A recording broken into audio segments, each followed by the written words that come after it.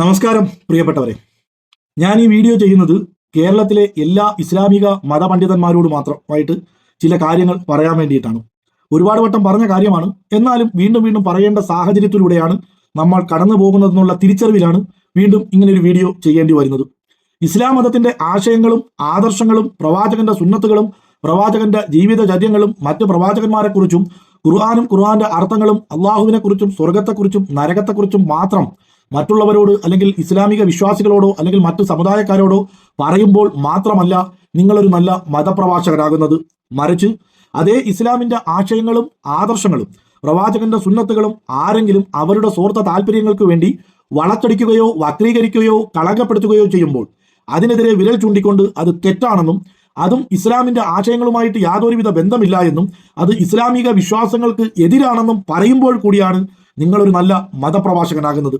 ഞാനിത് വീണ്ടും പറയേണ്ടി വരുന്ന സാഹചര്യം എന്ന് പറയുന്നത്, ലോകത്ത് ഇന്ന് ജീവിച്ചിരിക്കുന്ന മനുഷ്യരിൽ അല്ലെങ്കിൽ കഴിഞ്ഞുപോയ മനുഷ്യരിൽ ഇസ്ലാമിന്റെ ആശയങ്ങളും ആദർശങ്ങളും പ്രവാചകന്റെ സുന്നത്തുകളുമൊക്കെ സ്വാർത്ഥ താല്പര്യങ്ങൾക്ക് വേണ്ടി വളച്ചൊടിക്കുകയും വക്രീകരിക്കുകയും ചെയ്യുന്ന ഒരേ ഒരു വിഭാഗമേ ഇന്ന് ലോകത്ത് ജീവിച്ചിരിക്കുന്നുള്ളൂ. അത് മറ്റാരുമല്ല, നമ്മുടെ ദൈവത്തിന്റെ സ്വന്തം നാടായ കൊച്ചു കേരളത്തിൽ തന്നെ.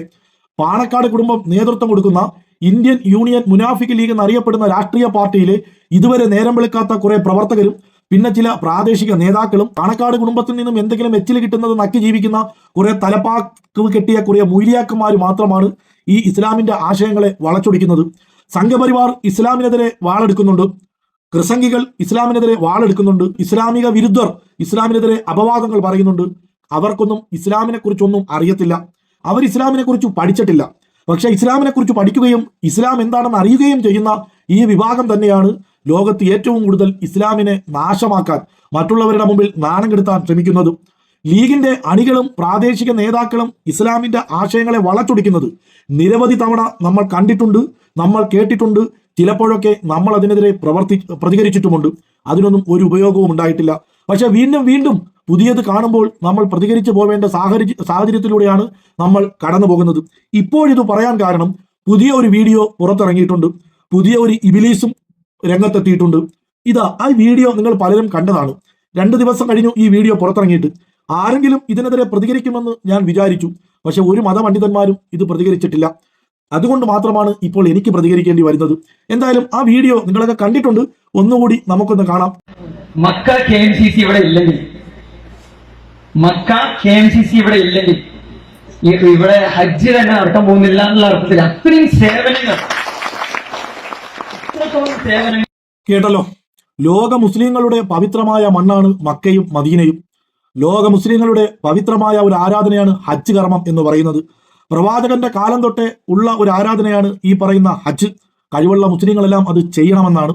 പക്ഷെ പ്രവാചകന്റെ കാലം തൊട്ടേ ഉള്ള ഈ ഹജ്ജ് സൗദി ഗവൺമെന്റ്, അന്നത്തെ ഭരണാധികാരികളും ഇപ്പോൾ നിലവിലുള്ള ഭരണാധികാരികളും ഭരണവും ഈ ലോകത്ത് ഒരു തീർത്ഥാടന കേന്ദ്രത്തിലും ഒരു വിശ്വാസികൾക്കും ചെയ്തു കൊടുക്കാത്തതിനേക്കാൾ എത്രയോ 10 മടങ്ങ് സൗകര്യങ്ങളാണ് സൗദി ഗവൺമെന്റ് ഈ ഹജ്ജിന്റെ എത്തുന്ന ഹാജിമാർക്ക് ചെയ്തു കൊടുക്കുന്നത്. പ്രശംസനീയമാണ്. കാരണം അത്രയ്ക്ക് സുരക്ഷാ സന്നാഹങ്ങൾ ഒരുക്കി, എന്നാലും ചെറിയ വീഴ്ചകൾ വരാറുണ്ടില്ല എന്ന് പറയും. പക്ഷെ അത്രയും മഹത്തരമായ സേവനങ്ങളാണ് ഇവിടെ എത്തുന്ന ജനങ്ങൾക്ക് വേണ്ടിയിട്ട്, ഹാജിമാർക്ക് വേണ്ടി സൗദി ഗവൺമെന്റ് ചെയ്തു കൊടുക്കുന്നത്. അപ്പോ മക്ക KMCC ഇല്ലെങ്കിൽ ഹജ്ജ് തന്നെ നടത്താൻ പോകുന്നില്ല എന്ന ഒരു ഇതിലേക്ക് ഒരുപക്ഷെ അവരുടെ സംഘടനയെ അത്രത്തോളം പ്രകീർത്തിക്കാൻ വേണ്ടി പറഞ്ഞ ഒരു വാക്കാകാം. പക്ഷെ ഒരു യഥാർത്ഥ മുസൽമാന് അത് പറയാൻ പറ്റത്തില്ല. മക്ക KMCC ഇല്ലെങ്കിൽ ഹജ്ജ് നടത്താം. കാരണം ഹജ്ജ് തുടങ്ങിയിട്ട് പ്രവാചകന്റെ കാലം മുതലുള്ളതാണ്. അപ്പൊ ഈ മക്ക KMCC തുടങ്ങിയിട്ട് എത്ര വർഷമായി?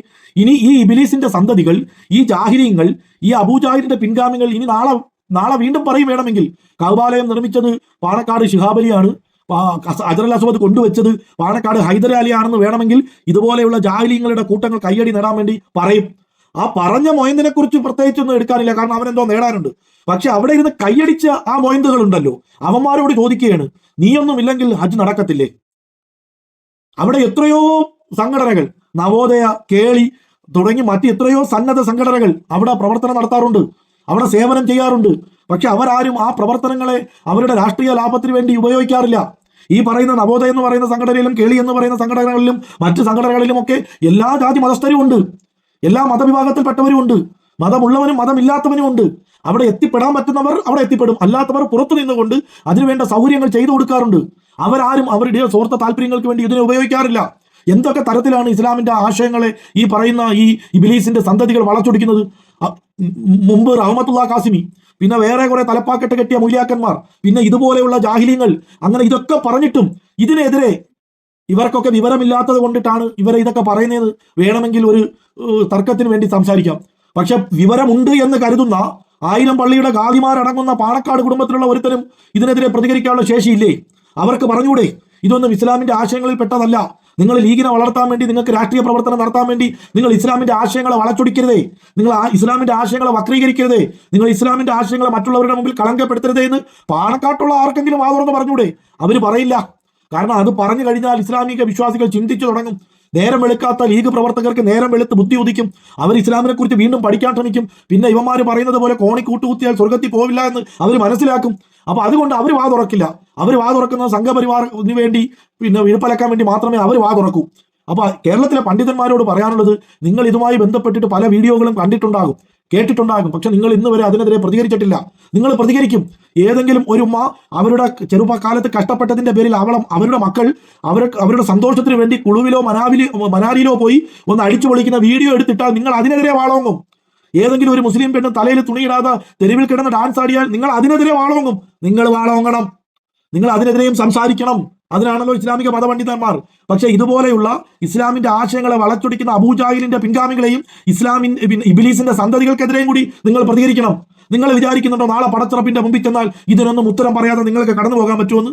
പ്രവാചകന്റെ ആശയങ്ങളെ വളച്ചൊടിക്കുമ്പോൾ, പ്രവാചകന്റെ സുന്നത്തുകളെ വളച്ചൊടിക്കുമ്പോൾ, പ്രവാചകന്റെ ജീവിതചര്യകളുടെ ആശയങ്ങളെ വളച്ചൊടിച്ച് സ്വാർത്ഥ താല്പര്യങ്ങൾക്ക് വേണ്ടി ഇവരൊക്കെ പ്രവാചകന്റെ പിൻതലമുറക്കാരാണെന്ന് വിശ്വാസികളെ പറഞ്ഞ് വിശ്വസിപ്പിച്ച് ഈ കാണിക്കുന്ന തെമ്മാടിത്തരങ്ങൾക്കെതിരെ നിങ്ങൾ വിരൽ ചൂണ്ടാതെ, നിങ്ങൾ സംസാരിക്കാതെ കടന്നുപോയാൽ നാളെ പടത്തിറപ്പിന്റെ മുമ്പിൽ നിങ്ങൾ തലയുയർത്തി നിൽക്കുമെന്ന് നിങ്ങൾ വിശ്വസിക്കുന്നുണ്ടോ? നിങ്ങൾ ഏത് ആഫിലോ ആയിക്കൊള്ളട്ടെ, നിങ്ങൾ ഏത് ബിരുദമുള്ളവരോ ആയിക്കൊള്ളട്ടെ, നിങ്ങൾ എത്ര വലിയ തലപ്പാക്കെട്ട് കെട്ടിയാലും എത്ര നീളത്തിൽ താടി വളർത്തിയാലും ഈ പറയുന്ന തെമ്മാടിത്തരങ്ങൾക്കെതിരെ നിങ്ങൾ വിരൽ ചൂണ്ടാതെ നിങ്ങൾ പടത്തിറപ്പിന്റെ മുമ്പിൽ നിങ്ങൾ കടന്നു പോവില്ല. ഞാൻ പഠിച്ച ഇസ്ലാം അങ്ങനെയാണ്. ഞങ്ങളെപ്പോലുള്ള ഞങ്ങളുടെ തിരുവനന്തപുരം, കൊല്ലം, ആലപ്പുഴ, പിന്നെ എറണാകുളം, തൃശ്ശൂർ അങ്ങനെയുള്ള വിശ്വാസികളൊന്നും അവരുടെ വരയപ്പെടത്തില്ല. മലപ്പുറം, കണ്ണൂര്, കോഴിക്കോട്, കാസർഗോഡ് അങ്ങനെയുള്ള ആ ജില്ലകളിലെ കുറെ വിശ്വാസികളാണ് കോട്ട് കുത്തിയാ സ്വർഗത്തിൽ പോവാന്നും പറഞ്ഞ് കാത്തിരിക്കുന്നത്. ആ വിശ്വാസികളെ വഴിപിഴച്ചു പോകുന്ന വിശ്വാസികളെ നേർവഴിക്ക് നടത്തുക എന്നുള്ള ഉദ്ദേശവും കൂടി മതപണ്ഡിതന്മാർക്കുണ്ട്.